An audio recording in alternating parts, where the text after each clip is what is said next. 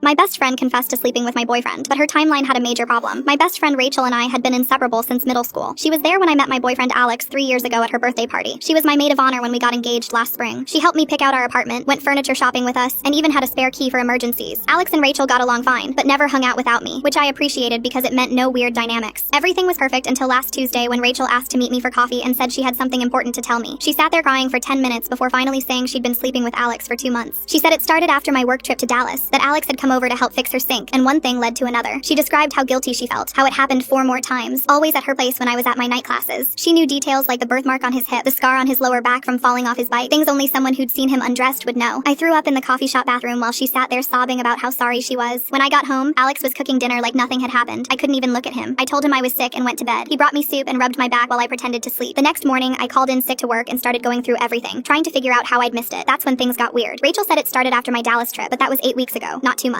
She said they met at her place on Thursday nights when I had classes, but my classes were on Wednesdays. She said the first time was when he fixed her sink, but I checked our texts and she'd never mentioned a broken sink. I drove to Rachel's apartment building and talked to her neighbor, Mrs. Torres, who saw everything that happened in that hallway. I said I was planning a surprise party and needed to know if Alex had been by recently without me. Mrs. Torres said she'd never seen Alex at Rachel's place alone, only when I was there too, but she had seen Rachel's ex-boyfriend Carlos there multiple times in the past 2 months, usually on Thursday nights. Carlos, who had the same build as Alex. Carlos, who also had a birthmark on his hip from when they dated 2 years ago. Carlos, who'd fallen off his skateboard and had a lower back scar that Rachel used to joke about. I checked Rachel's Instagram, and she'd been posting about being lonely, about how some girls got all the luck. Her last 3 posts were cryptic quotes about deserving love and not accepting less than you deserve. Her friend Janet had commented, asking if she was okay, and Rachel replied that she would be soon. I went back through our messages and found something else strange. 3 weeks ago, Rachel had asked weirdly specific questions about Alex's work schedule, when he went to the gym, and what nights I was home versus at classes. She'd said she was planning a surprise for our engagement party, but that party happened 6 months ago. I called Alex's gym and pretended to be checking on his membership renewal. They confirmed he was there every Thursday night from 7 to 9, exactly when Rachel claimed they were together. His keycard was scanned in and out at those exact times. The gym was 40 minutes from Rachel's place. He couldn't have been at both places. Then I remembered Rachel had been acting strange since her company passed her over for promotion. The job went to another woman who was also engaged, and Rachel had said it was unfair that couples got everything. She'd started making comments about how relationships were just luck, not about being a good person. She'd said I didn't appreciate what I had, but here's what made everything click. Rachel didn't know that Alex had installed a tracking app on both our phones after his brother's car got stolen. We could always see where the other was for safety. I checked the history for every Thursday night she claimed they were together. Alex was at the gym, then home, never at Rachel's apartment, not once. So either Alex had left his phone at the gym while secretly visiting Rachel, which made no sense because he needed it for his workout music, or Rachel was lying about the whole thing. I decided to test it. I told Rachel I forgave her and wanted to work through it, but I needed her to tell me everything that happened. She started adding more details. She said he always wanted the lights off because he was self-conscious. Alex slept with a nightlight because of childhood fears. She said he brought wine every time. Alex was allergic to sulfites and couldn't drink wine. Every single detail she added was wrong, but they were all things Carlos used to do when they dated. She was describing Carlos but putting Alex's name on it. When I asked why she was doing this, she broke down. Full story on channel. Link below.